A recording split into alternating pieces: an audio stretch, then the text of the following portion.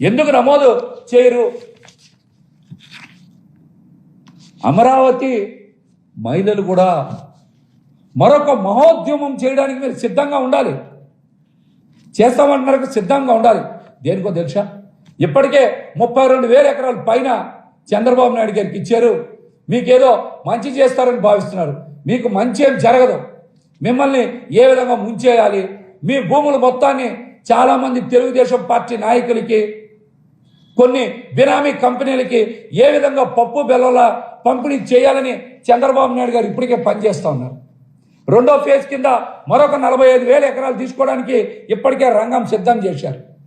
మీరు అనుకున్న స్థాయిలో, ఆశించిన స్థాయిలో అభివృద్ధి రాదు, అభివృద్ధి ఫలాలు రావు. కాబట్టి మీరు మోసపోవడానికి, మీరు ఏదైతే ఆశిస్తున్నారో ఆ ప్రయోజనాలు అందవని తెలియడానికి మరికొంత సమయమే ఉంది. కాబట్టి మీరు ఖచ్చితంగా చంద్రబాబు నాయుడు గారి మీద మరొక ఉద్యమం చేయడానికి, మిమ్మల్ని మోసం చేసినందుకు, మీకు అబద్ధాలు చెప్పినందుకు, మీ భూముల్ని కాజేసినందుకు, కాజేసి తెలుగుదేశం పార్టీకి, ఆయన బినామీ కంపెనీలకి ఇచ్చుకుంటున్నందుకు మీరు ఖచ్చితంగా మరొక ఉద్యమం చేయడానికి సిద్ధంగా ఉండాలి. మీరు సిద్ధంగా ఉండాలి. అలాగే రాష్ట్రంలో చాలామంది మహిళల మీద కూటమి ప్రభుత్వం వచ్చాక చాలా అఘాయిత్యాలు, ఘోరాలు, అత్యాచారాలు జరిగినాయి కదా. వీటి మీద ఎందుకు స్పందించరు?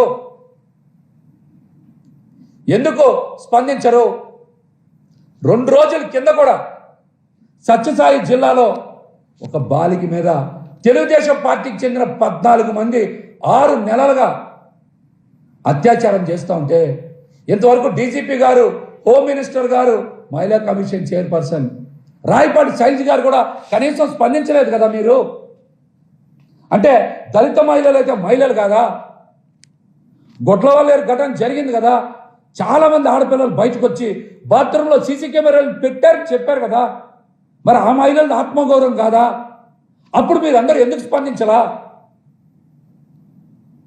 పిఠాపురంలో తెలుగుదేశం పార్టీ నాయకులు ఆటో ఎక్కించుకొని తీసుకెళ్లి ఒక ఆడపిల్లని రేప్ చేస్తే ఇంతవరకు ఎవరైనా ఎందుకు స్పందించలేదు? మా సాధారణ మహిళలైతే వాళ్ళకి ఆత్మగౌరవం ఉండదా? వాళ్ళకి భద్రత కల్పించరా? ఆ దుర్మార్గుల మీద, ఆ రాక్షసుల మీద కేసులు నమోదు చేయరా? పొంగనూరులో 7 ఏళ్ల బాలిక అంజుం మీద అత్యాచారం చేసి హత్య చేస్తే ఇంతవరకు కేసులు నమోదు చేయాలా? దోషులు ఎందుకు పట్టుకోవాలా? వాళ్ళకి శిక్షలు ఎందుకే ఇట్లా? అలాగనే మచ్చుమారి ఘటన కూడా ఇంతవరకు ఎవరు మర్చిపోలేదు కదా. ఆ ఘటన మీద కూడా మీరు ఎందుకు స్పందించారా? గుంటూరులో కేంద్ర మంత్రి పెమ్మసాని గారి అనుచరులు రేప్ చేసిన ఘటన కూడా ఉంది కదా. వీటి మీద ఎందుకు స్పందించరు? ఆ పార్టీ నాయకుల మీద అవన్నీ కప్పిపుచ్చే ప్రయత్నం చేస్తున్నటువంటి ఛానల్స్ మీదనో, పేపర్ల మీదనో అప్పుడు కేసులు నమోదు చేయరా? ఎంతసేపు జగన్మోహన్ రెడ్డి గారు సాక్షి ఛానల్ మీదనే మీ అక్కసు, మీ విషం కక్కే ప్రయత్నాలు చేస్తూ ఉంటారు మీరు? చెప్పండి. ఈ రాష్ట్రంలో ఇప్పటి వరకు కూటమి అధికారంలోకి వచ్చిన తర్వాత ఎన్ని దారుణాలు జరిగినాయి, ఎన్ని అగత్యాలు జరిగినాయి, ఎన్ని అత్యాచారాలు జరిగినాయి, ఎన్ని అత్యాచారాలు జరిగినాయి, ఇవన్నిటి మీద మాట్లాడరేంటి? అప్పుడు హోంమంత్రి అధికారికి నోరు పెగలదా? మీ శాఖను కూడా నారా లోకేష్ గారే చూస్తున్నారని చెప్తా ఉన్నారు. మీరు కూడా స్పందించాలి కదా.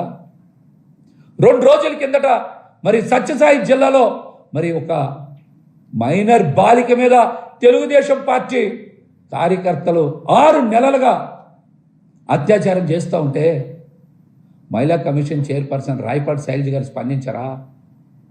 మీరు కొంతమంది కోసమే పనిచేస్తారా? కొన్ని వర్గాల కోసమే పనిచేస్తారా? దీనికి కూడా మీరు సమాధానం చెప్పాలి. ఇష్టానుసారం మీ చేతిలో ఏదో ఛానల్స్ ఉన్నాయి, పేపర్లు ఉన్నాయని చెప్పి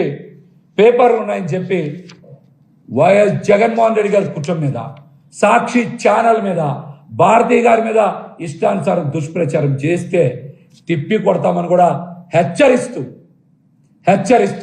ఇప్పటికైనా సరే మీరు చేస్తున్న దుష్ప్రచారాన్ని నిలిపివేసి రాష్ట్రంలో మహిళల మీద జరుగుతున్న దాడుల మీద అత్యాచారాల మీద దృష్టి సారించి మహిళలకి రక్షణ కల్పించాల్సిందిగా తెలియజేస్తాము.